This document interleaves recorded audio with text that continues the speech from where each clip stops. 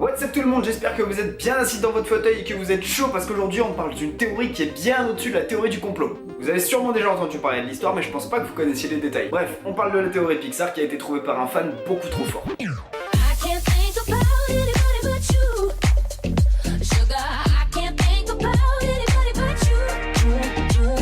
Globalement, que dit cette théorie? Et bien selon lui, tous les personnages de Pixar vivent dans le même monde mais à une période différente. Ça part d'un fanboy des Pixar et la particularité d'un fanboy c'est qu'il regarde pas l'histoire. Il va la démonter jusqu'à trouver le moindre truc. La plupart du temps, on se le cache pas, ça lance des rumeurs dégueulasses. Mais quand c'est vraiment bien justifié, ça a le mérite d'être hyper impressionnant. Ce qu'il a mis sur la piste, c'est une vidéo qui émet cette hypothèse en 2013. Et du coup il s'est lancé dans l'analyse. Le mec était plutôt chaud parce qu'il fallait analyser 14 longs métrages. Chaque événement dans chaque Pixar a un impact sur les autres films. Bon, tout ça commence avec Rebelle qui est sorti en 2012 et qui apporte vraiment de la cohérence à toute cette théorie. Dans ce Pixar, on nous explique comment les objets et les animaux peuvent se comporter comme des humains. Ça vient de la source de magie de cette sorcière qui, quand elle passe les portes, disparaît mystérieusement. Pour l'instant c'est compliqué à voir mais ça implante très discrètement l'affrontement entre les humains, les machines et les animaux. Dans la suite chronologique, on retrouve Ratatouille sorti aussi en 2012. Rémi, un rat qui se comporte comme un humain, se lie d'amitié avec les humains et apprend à cuisiner avec eux. Et c'est dans ce dessin animé que le chef Skinner, donc le méchant du film, disparaît une fois s'être rendu compte que les animaux peuvent parler comme des humains. Et c'est en entendant cette rumeur que Charles Moons, dans le Pixar Là-haut sorti en 2009, a l'idée de créer une machine qui permet de communiquer entre les hommes et les animaux. Et comme on le constate avec Doug, le chien, dont les pensées peuvent être comprises par les humains. Après la disparition de Moons, ses travaux se retrouvent en liberté. Les humains découvrent le potentiel ouf des animaux et c'est là que les tensions entre les animaux et les humains se font ressentir. Pour développer cette technologie, les humains démarrent une révolution industrielle et c'est là que débute le film Là-haut. Et donc le petit pépé Carl se fait têche de chez lui à cause d'une multinationale à l'origine de plusieurs scandales de pollution.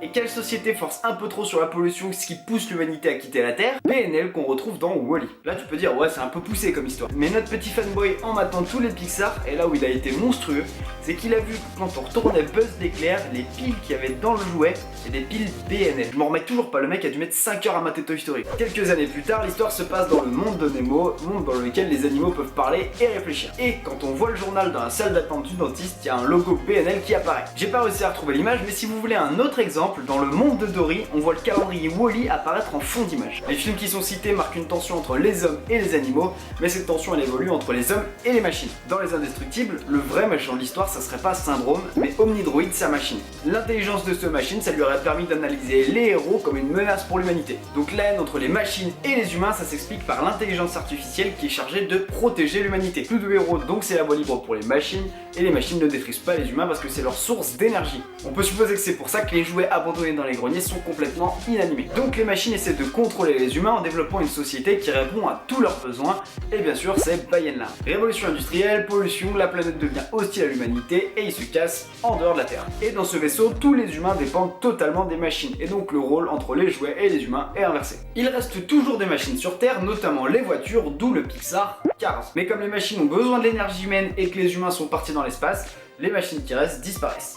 On en arrive à Wall-E qui libère finalement les humains pour qu'ils reviennent sur Terre pour la repeupler. Et ils reviennent sur Terre avec une chaussure qui contient une graine, on voit cette graine devenir un arbre et c'est ce même arbre un peu plus âgé qu'on retrouve dans le film Millennium Pack. Une nouvelle espèce fait son apparition, les monstres de Monstres et compagnie, qui représentent notre planète dans un futur lointain. Il existe deux grosses hypothèses sur ces évolutions d'apparition de monstres, soit c'est l'évolution de l'homme dans un climat de pollution après des millénaires, celle-ci me paraît plutôt logique, soit c'est les humains qui se sont reproduits avec les animaux pour survivre. Alors les gars, ça reste un dessin animé, donc si vous voulez bien, pour des raisons pratiques, on va rester sur la première option.